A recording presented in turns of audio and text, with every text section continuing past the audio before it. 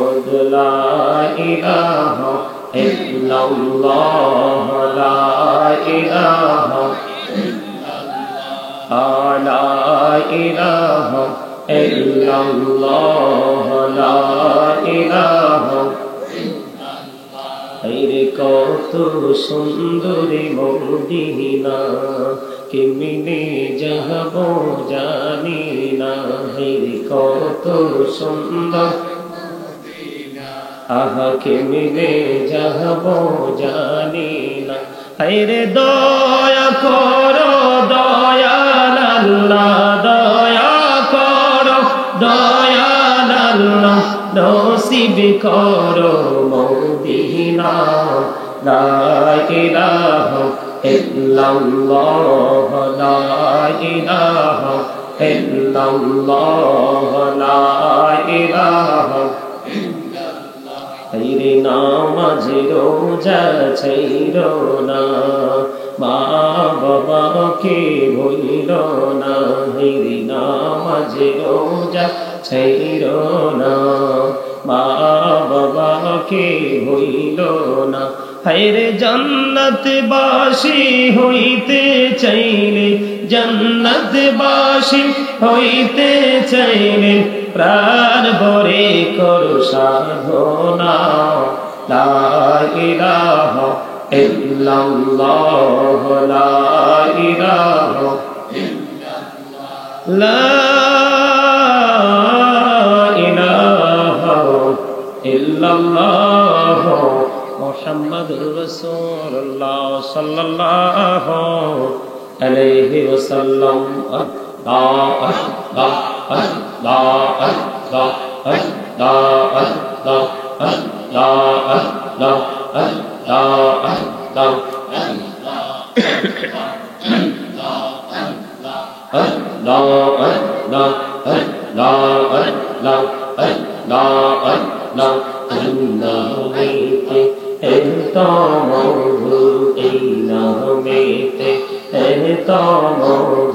জাহানি তো আগে দয়া জাহানি তো আগে যতই জপি নামটি তোমার যতই জপি নামটি তোমার ততই মধুর লাগে দয়া ততই মধুর লাগে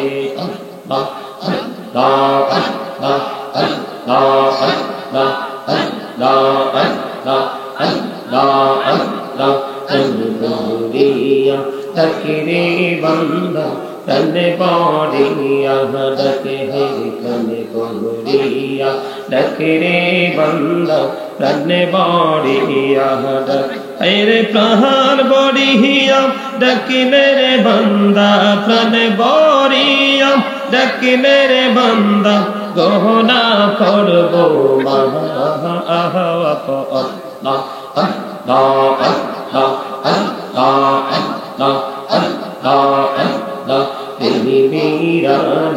तोरे गुण होबे मेहरा देते जइया तेरी मेरा तोरे गुण होबे मेहरा देते जइया दयाल प्रभु दिले ने मेरा जे दयाल प्रभु दिले ने मेरा मोमिनेर লাগিয়া লা লা লা লা লা লা লা তিলকা হইলে আল্লাহর ওলি রসুল আহজ নামজার শোনি লাইকা হইলেন আল্লাহর ওলি রসুল আহজ নামজার শোনি বেলায়াতের আলোই বরেলো বেলায়াতের আলোই বরেলো পাকি ভূমি বাগদা আহওয়াত আল্লাহ আল্লাহ আল্লাহ আল্লাহ আল্লাহ আল্লাহ দেখা হইলে আল্লাহর ওলি শাহজালাল নামজার শোনে দেখা হইলেন আল্লাহর ওলি শাহজালাল নাম যার শোনে সুরে মহানদী পার হয়ে যায়, সুরে মহানদী পার হয়ে যায়, বিছানা যার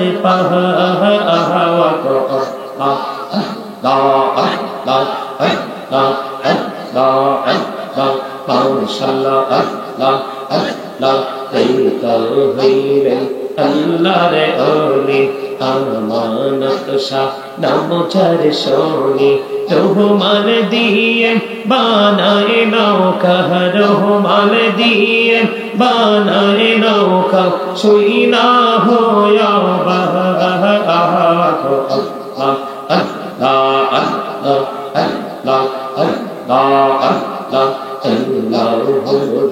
তেহি আর মাঝে তেহি আর মাঝে কিসের করো খেলা, পিছের দিকে চেয়া দেখো, পিছের দিকে চেয়া দেখো, ডুবে যায় তোর বেলা রে।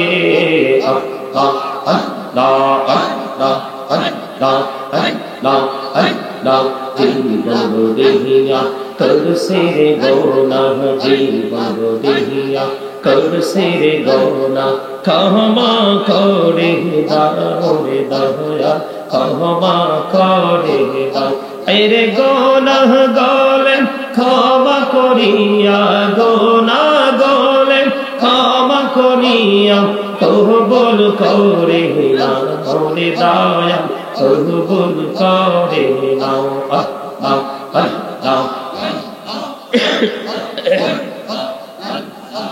লা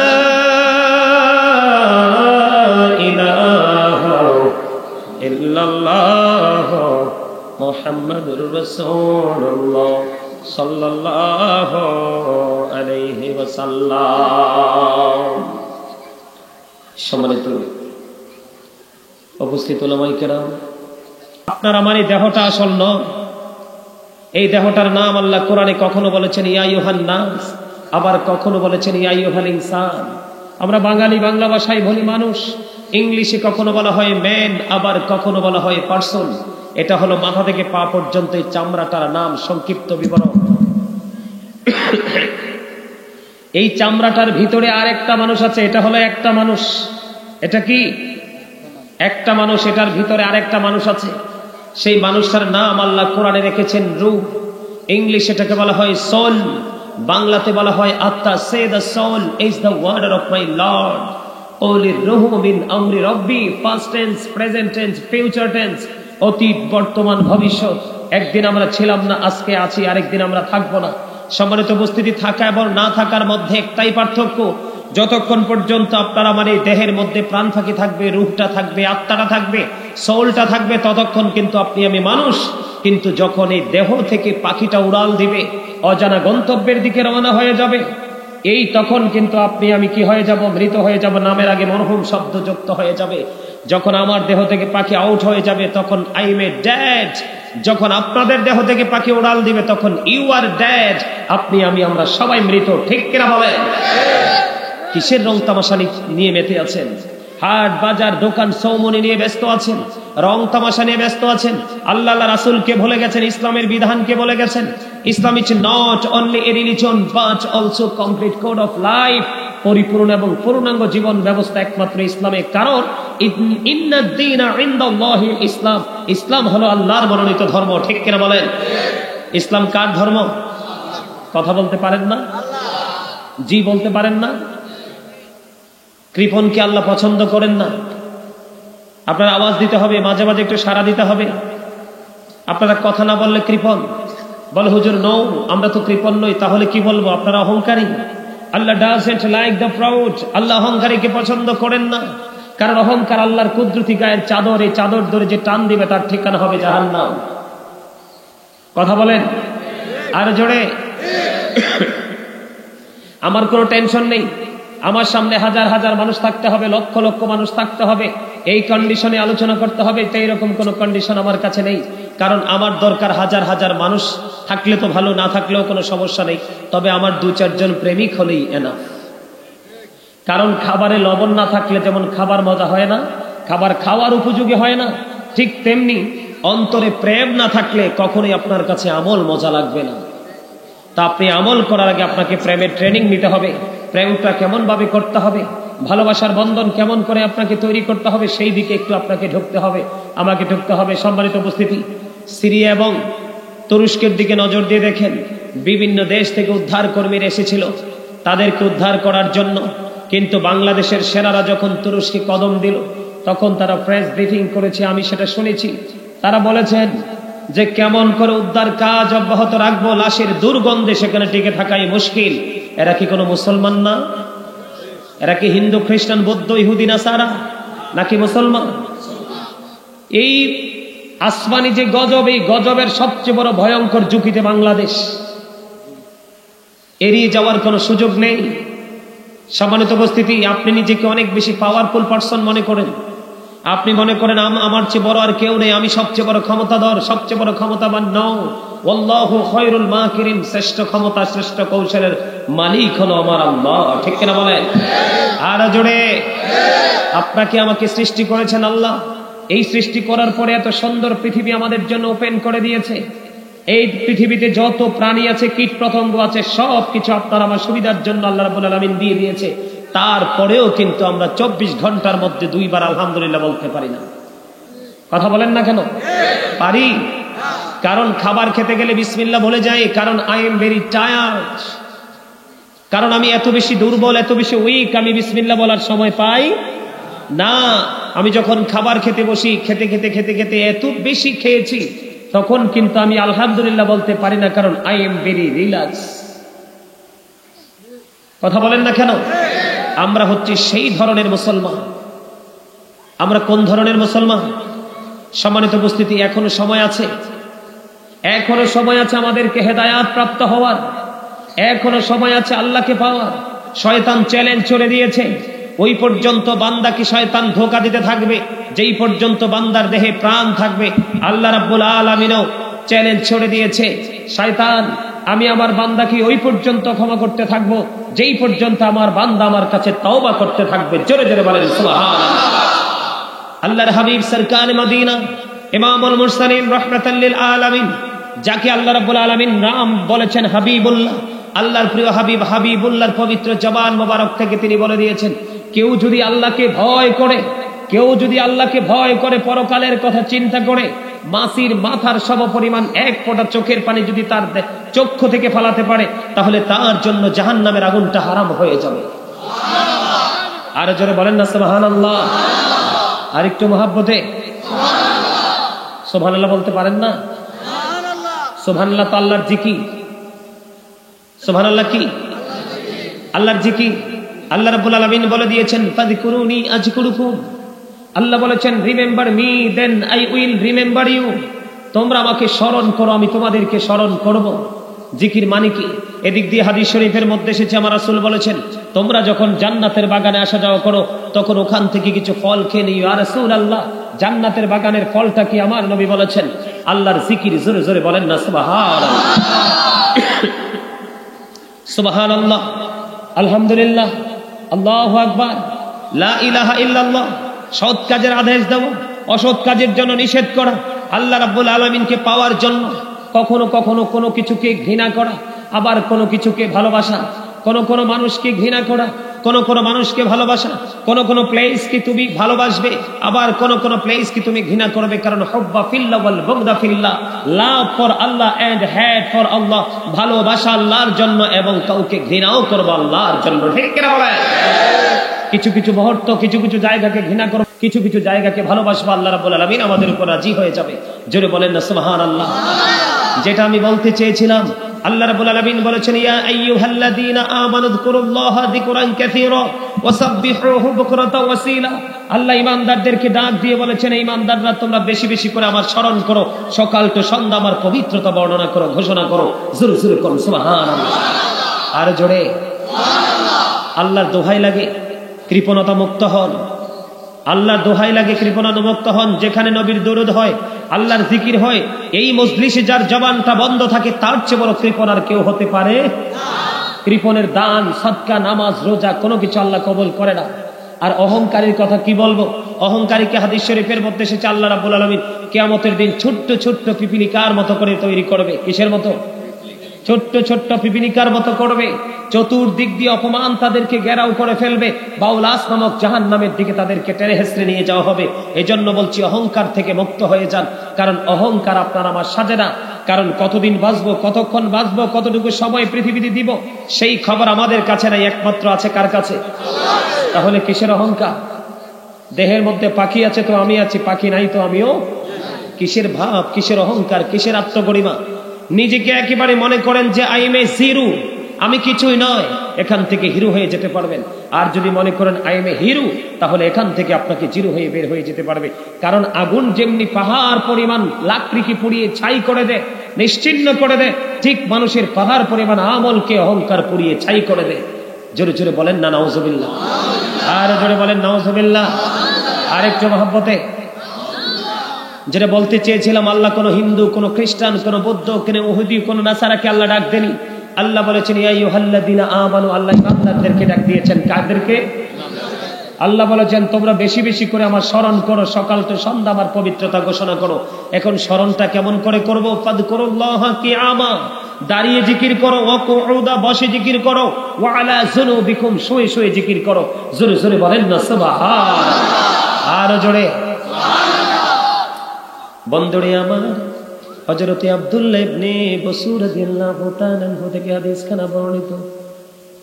তিনি আমার নবীকে প্রশ্ন করলেন, ইয়া রাসূলুল্লাহ, ইয়া হাবিবাল্লাহ, নবী গো, আমার জন্য ইসলামের বিধি বিধান তো অনেক হয়ে গেছে গো নবী, আমার জন্য ইসলামের বিধি বিধান অনেক হয়ে গেছে গো ইয়া রাসূলুল্লাহ, আমাকে স্পেশাল আমল আপনি শিখিয়ে দেন, কি আমল করব?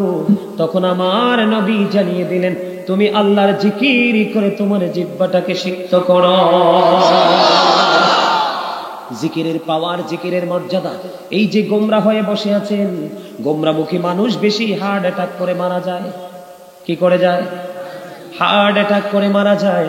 হাস্যোজ্জ্বল কোলাহল পরিবেশের মানুষগুলো সহজে হার্ট অ্যাটাক করে না। জোরে জোরে বলেন ঠিক কিনা? এই জন্য গোমরাহি থেকে আমাদেরকে বেঁচে থাকতে হবে বন্ধু আমার। আমাদেরকে বুদ্ধি শিখিয়ে দিয়েছেন, কখনো দাঁড়িয়ে জিকির করো, যখন বসে যাবে বসে বসে জিকির করো, আবার যখন শুয়ে যাবে শুয়ে শুয়ে জিকির করো। হযরতে আবু সাঈদ খুদরি রাদিয়াল্লাহু তাআলা আনহু থেকে হাদিসখানা বর্ণিত।